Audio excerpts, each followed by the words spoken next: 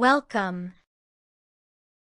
This is a lecture on psychic senses, broken down into actual scientific understanding. In other words, one of the many ways in which what we call genuine psychic powers work within the body, mind, and brain. For more information, check out my other videos.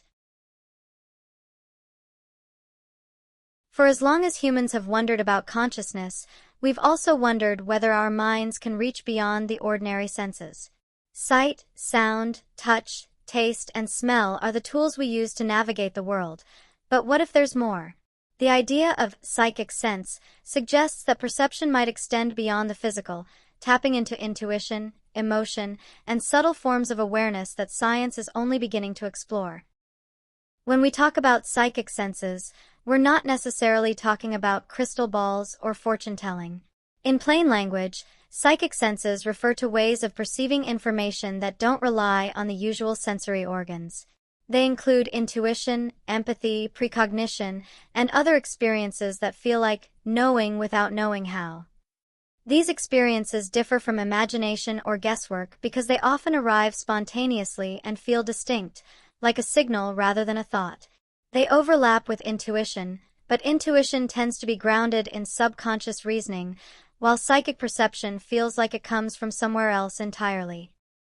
Common types of psychic perception include clairvoyance, or clear seeing, clairaudience, clear hearing, clairsentience, clear feeling, and claircognizance, clear knowing. Some traditions add others, like psychometry, sensing information from objects, or telepathy, the direct exchange of thoughts. Whether these abilities are innate or learned is still debated, but many cultures treat them as natural extensions of human awareness. The term psychic itself can be misleading, since it carries centuries of baggage from mysticism and entertainment. In reality, what we call psychic perception may simply be the brain's ability to detect patterns and emotional cues that lie beneath conscious awareness.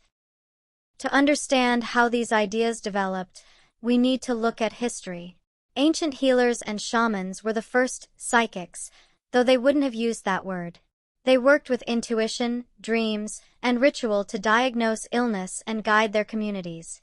In many cultures, from Egypt to China to the Americas, healers believed that the mind and spirit could influence the body, a concept that modern neuroscience now supports.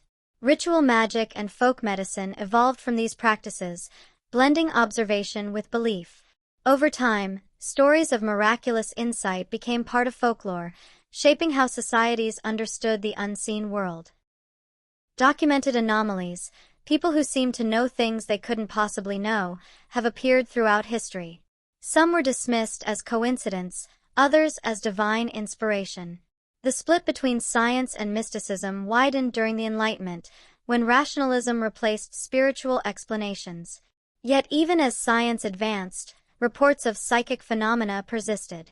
The 19th and 20th centuries saw the rise of parapsychology, an attempt to study these experiences systematically.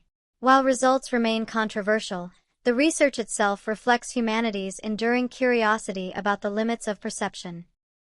Meditation and mindfulness offer a bridge between ancient intuition and modern psychology. Meditation trains attention and awareness, sharpening the mind's ability to notice subtle signals.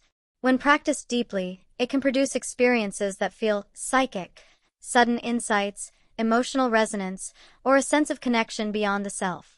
Attention and focus are the foundation of all psychic practice.